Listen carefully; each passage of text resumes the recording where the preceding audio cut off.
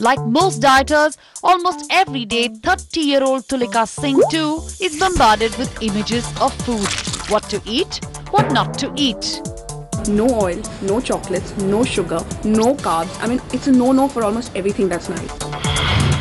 In this episode of Living It Up, Tulika gets top dieting tips from the best in business. Tips that are completely backed by science. And to back these tips, endocrinologist Dr. Anup Mishra and his team conduct experiments that will help Tulika watch her weight. If you have some servings of dairy product every day, you will end up either gaining no weight or may have reduction. Along with Dr. Mishra's findings, Tulika meets top 2 nutritionists to the stars, Luke Coutinho and Rujita Divekar. They've written best-selling books and have trained the likes of Kareena Kapoor and Shilpa Shetty.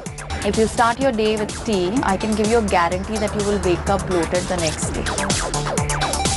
And what she learns will transform what you think you know about your food and eating habits. I call it the 3-bite rule. So the first bite means you psychologically give in into your craving. The second bite, you indulge into the taste. You feel everything that the pastry is made of. And the third one is just that extra bite, and then you stop.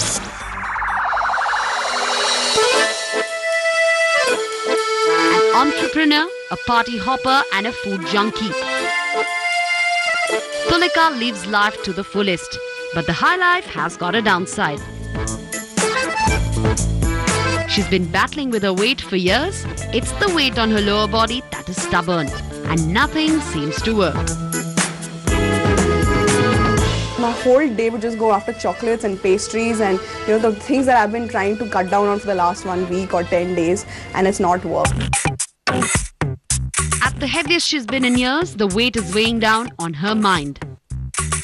I've tried everything under the sun to lose my battle of bulge, from various new fad diets to all kinds of exercises like Pilates, yoga, Zumba, aerobics, you name it. If it's new, I'm on it. But this battle of bulge seems to be going nowhere. Now in her 30s, the body is starting to complain. It's her abdominal obesity that will have serious side effects. It could put her at risk of diabetes, heart ailments, polycystic ovary syndrome, and even cancer. It's this form of obesity that's now an increasing urban problem. Currently, if you see the statistics in Delhi, then 50 to 60% of the people have abdominal obesity, and approximately 70% of the women have abdominal obesity. The experts have asked Tulika to get her body mass index or a BMI check done. BMI is essentially a weight into your height. It is with this test that doctors can track the lean fat versus the actual harmful fat in the body that put vital organs at risk. For Tulika, there is no good news here. This girl is almost 15 to 16 kg overweight, BMI over by 3 kg per meter square, and this is going to act in a very deleterious manner on her, and she will have increased tendency for many diseases. Luke is checking Tulika's ability to burn calories through exercise. So I want you to focus, head in front, focus on your breathing. The whole bravery in losing weight is only... And Rujita checks Tulika's daily diet intake. This is the pattern that most diets follow. They combine exercise with a diet plan for her. For the first 3 days, Tulika will go on a detox diet. A diet which is low on carbohydrates, high on fiber, which means eating a lot of fruits, vegetables and flax seeds. You may lose 1 kilo to 1.5 kilos on a detox plan. It's not a weight loss plan. Half of it could be water, but half of it would definitely be fat. If I start my day with fruit, actually it will kick off my metabolism. So here goes, I'm trying. Tulika is now on a 1400 kilocalorie per day diet. After waking up in the morning, Tulika will start her day with a fruit. Her breakfast includes upma or a bowl of oats topped with flax seeds. A light snack around noon, Tulika then follows a portion of nuts with lunch, which includes 2 rotis, 1 vegetable, 1 dal and buttermilk. Post tea time and evening snacking, Tulika has a large portion of grilled chicken, vegetables and soup. So my nutritionist has asked me to avoid carbs as much as possible at dinner time. So I'm sticking to a nice grilled chicken and a portion of grilled vegetables along with a very healthy spinach soup. I've been asked to avoid watching TV while eating, but I can't agree to everything. So some bit of me time is now at dinner time watching TV. I'm going to try and get rid of the habit, but I don't know how soon that will be. As Tulika starts her weight loss program, it's important for her to opt for foods that'll keep her fuller for longer. So which meal is more filling? A meal high on protein, carbohydrates or fat? Let's find out. We conducted a test with 2 individuals, 2 types of meals and an expert. 34-year-old Shruti and Aprajita have similar BMI and almost similar eating habits and a lifestyle. We are trying to show that 2 separate snacks having same amount of calories but differing in their composition, specifically pertaining to protein and carbs, how their effect is on satiety. Aprajita gets to have the potato grill sandwich, which is high on carbohydrates. This sandwich has 8.9% of protein, 67.6% of carbohydrates and 32.7% of fat. While Shruti gets to relish the egg white omelette that is very high on protein. 51.6% of protein, 11.7% of carbohydrates and 33.7% of fat.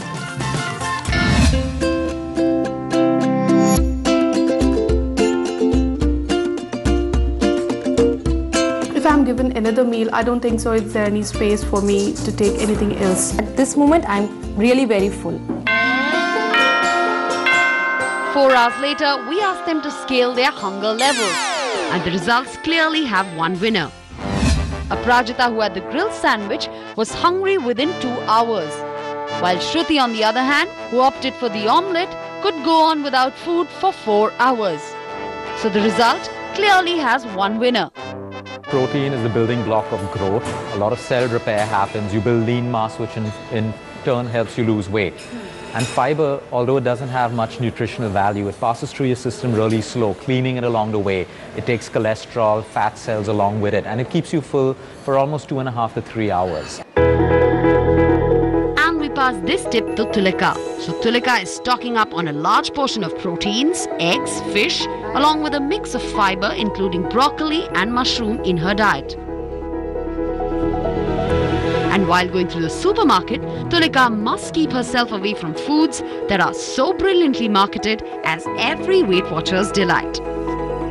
When you're eating things that constantly come out of packets and boxes, you start looking like them, you start looking like flat and round like a biscuit or big and square like a box. There are 2 things in this which are highly detrimental to the body. One is a high content of salt, and the second thing is most of them are cooked in oil which has a high trans fatty acid content because it gives a particular shape to the chips or whatever it is. So both are very harmful. So clearly no packaged or dyed foods for Tulika. When she has dieted in the past, she's given up on dairy products like fresh cream, curd, yogurt, but this time things are different. In a recent study conducted by American scientist Mozafran, it's proved dairy helps you absorb lesser calories. One of the thinking as far as dairy product is that it may line up the intestine, may not let some of the poisonous bacteria or toxin go in. And some of the good bacteria in these dairy products actually help there. Finally, you will end up either gaining no weight or may have a reduction in the weight. Ghee has a very unique fatty acid chain. So for all of us who feel that I have stubborn fat in some area, which is what happens after crash dieting, your body will remove it for you if you add ghee to your diet. Tulika has increased the intake of dairy in her diet. She's also stacked up on a good amount of proteins. But now it's time to find out how much of food that we eat is to satisfy our need and how much is to satisfy our greed. And to answer that, we conducted a test with 2 individuals, 2 sizes of popcorn and an expert. Seth and Vijay have similar BMIs and almost similar eating habits and lifestyle. Vijay, an avid movie buff, gets to have a supersized bowl of freshly popped popcorns that have 415 calories. While Saif, on the other hand, opts for a small size which has just 215 calories. I was so engrossed in the movie, I didn't realize that I had polished this huge bowl. And it is actually twice the size of what Saif's bowl was. Well, I was given the portion 1/3 of what Vijay was given, but I was pretty much satisfied, yes. When we are engrossed in doing some other things and we are least bothered about regarding the portion which we are consuming, we tend to eat more. 4 hours later, we asked them to scale their hunger levels. Both Saif and Vijay were equal on the scale, which proves larger the portion, the more you will eat, leading to a higher calorie intake. People usually have large plates at home or a large bowl, so you tend to psychologically fill up the whole thing because you don't want to you won't serve yourself half a bowl of food or half a plate of food. So you're taking in more calories that way.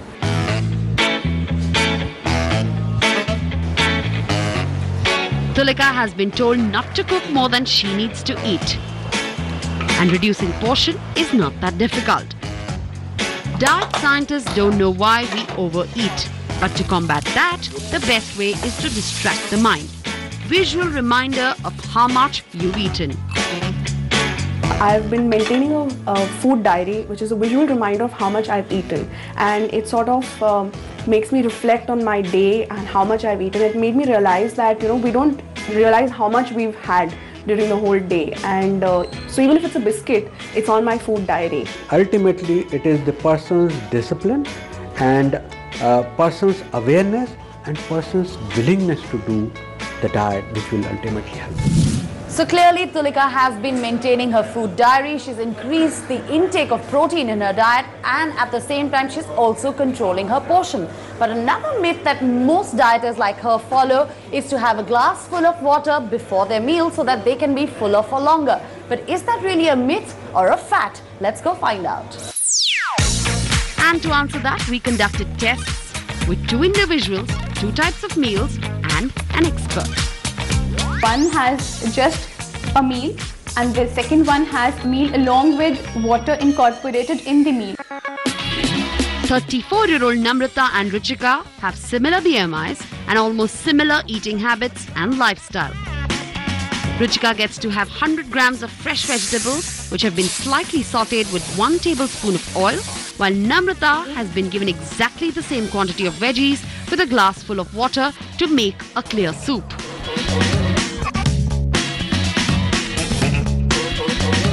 My vegetables are about to finish, but I think I'm craving for more. And in my case, I'm only half done and I'm already feeling full. 4 hours later, we asked them to scale their hunger levels. Ruchika's meal of veggies was not as filling as Namrata's soup meal. And the results had a winner. The meal with soup is more filling. You need to go for soups which are clear soup. You need to go for soups not with a high salt content and which is possible. For example, just a plain tomato, thin soup will be a good soup. A plain vegetable soup with plenty of vegetables will be a good soup. So has our diet plan worked for Tulika? We checked that after 2 weeks, Tulika has lost close to 2 kilos. Her inches on her waist have come down by ½ an inch. She's not stuck to the exercise plan drawn up by Luke, which is disappointing. So to be honest, I haven't really exercised as much as I thought, as regularly as I thought. But the diet changes that I have taken in have made a significant change in me, and people are beginning to notice it. So I'm trying to adapt it in a more lifestyle, in a healthier way than just a target that I'm fighting for. That I'm trying to take it slow. I'm hoping it stays off. After the break, our fitness expert Vesna busts some exercising myths. The research had shown that even as little as 1 hour per week of exercise can drastically improve your health and give you lots of health benefits.